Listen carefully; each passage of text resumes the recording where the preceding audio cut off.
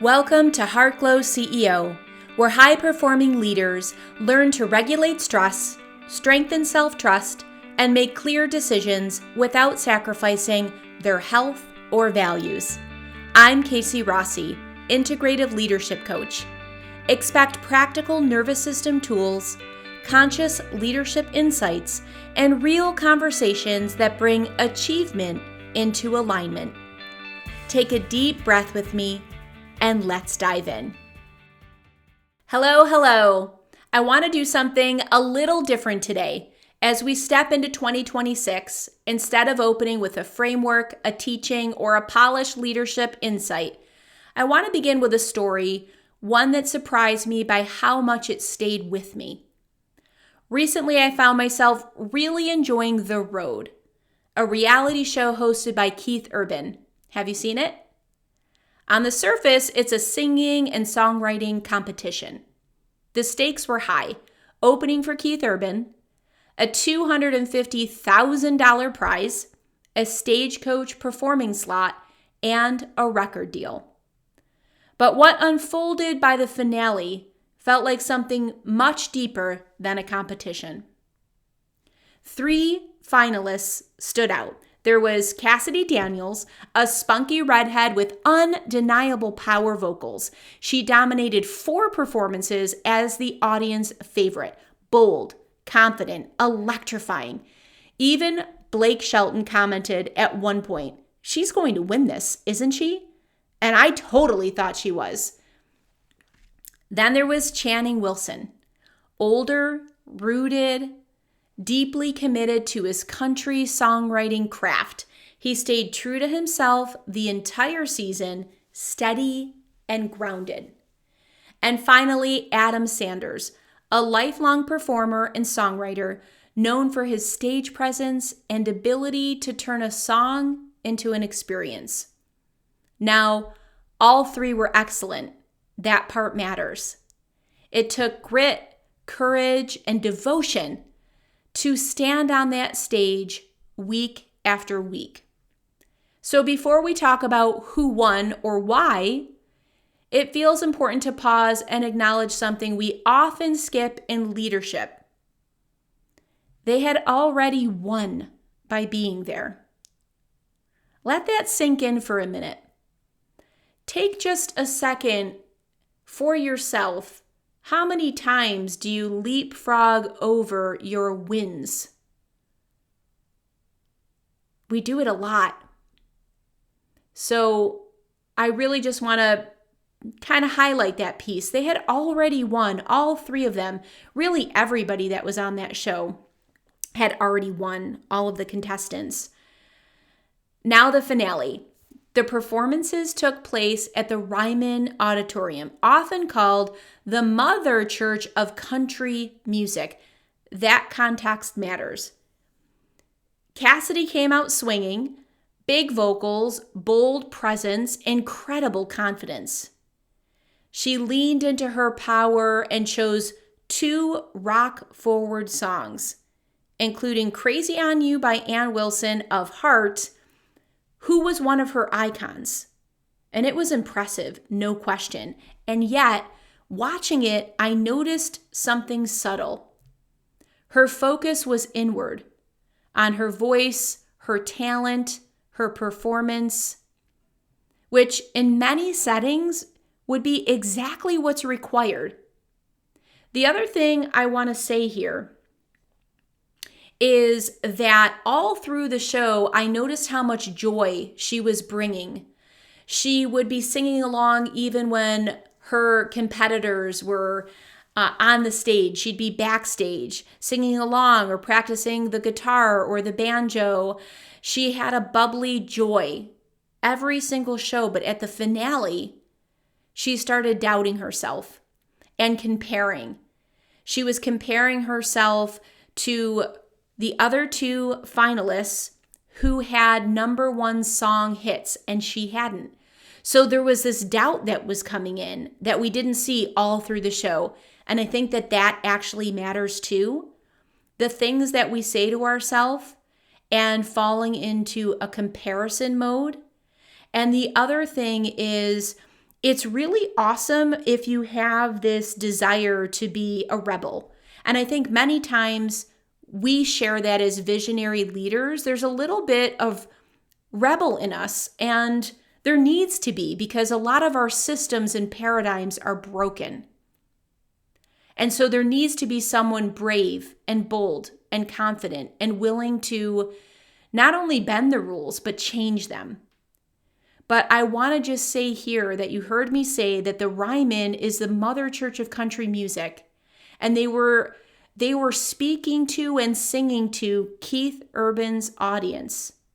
So much of this is knowing who you're serving and also respecting kind of the ground that you're serving on. So for Cassidy to come out with 2 rock forward songs, it could have been just a little bit too rebellious for the audience and for the actual stage. So that's a little bit of a side note there. But I think important as we start to compare the difference between where her focus was, which was really about showing her pipes off. And both of those rock forward songs leaned heavily, like pedal to the gas, foot on the gas pedal, to really show these powerhouse vocals. And that matters too. Those choices matter, to the point that at the final, where they were sharing who won, her immediate thing when she found out she came in third was, I should have paid attention to what I already knew.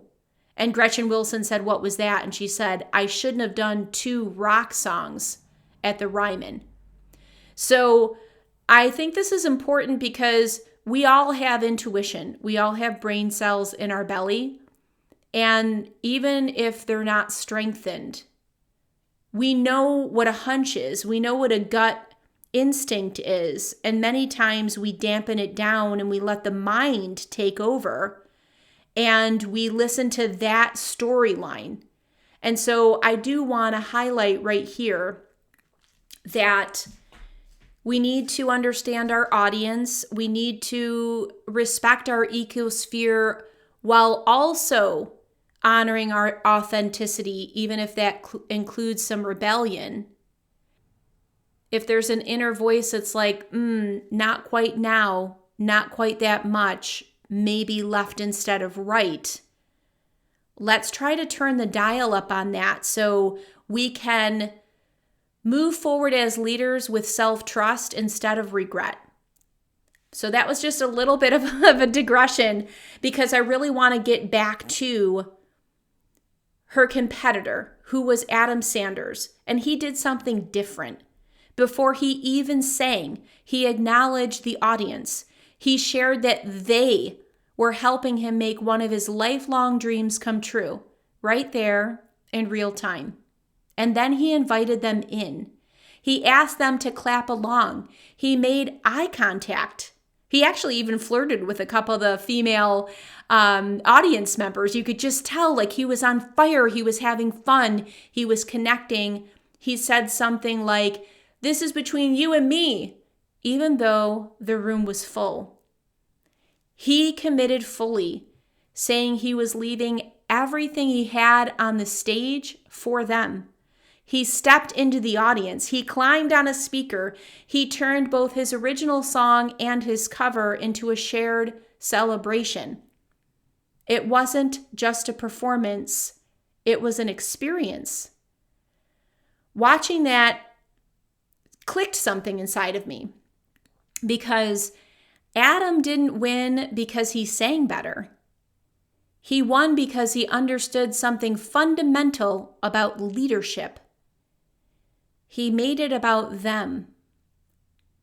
As leaders, whether we're leading teams, clients, communities, or movements, this is where I think many of us get tripped up.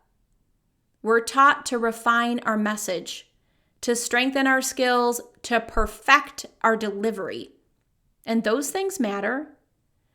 But connection doesn't happen through perfection. It happens through participation. And I'm going to invite you to take a breath here and really let that sentiment land.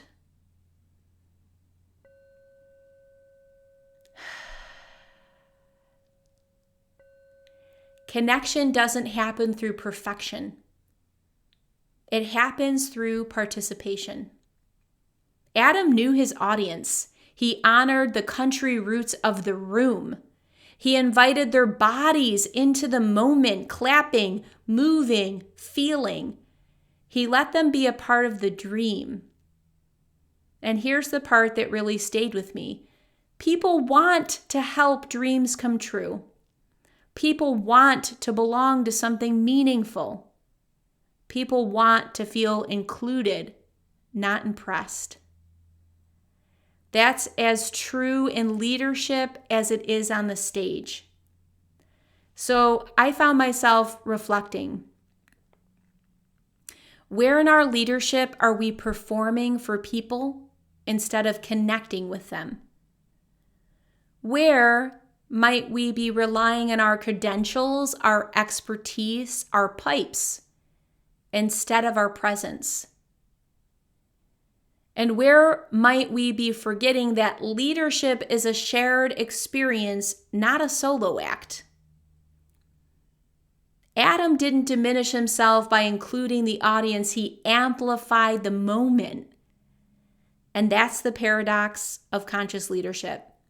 The more we make it about others, the more impact we actually have. This doesn't mean shrinking. It doesn't mean people-pleasing. And it doesn't mean abandoning excellence. It means remembering why we're here. To serve, to connect, to create something together. Why are you here? So I want to leave you with a gentle reflection, an invitation really. It would be awesome if you took some time to think about these 3 questions as we close out today and see what they mean to you. I'm really curious what bubbles up. I would love to hear. Question 1. Where in your leadership could you invite more participation? 2. What would change if you made your next conversation, presentation, or decision a shared experience rather than a performance? And 3. How might your leadership evolve if you trusted that connection, not control, is what creates real resonance? I'm learning these lessons right alongside you. Watching, listening, staying curious. And I have a feeling that 2026 is going to ask all of us not to be louder, but to be more connected. Until next time, my friend, breathe joy.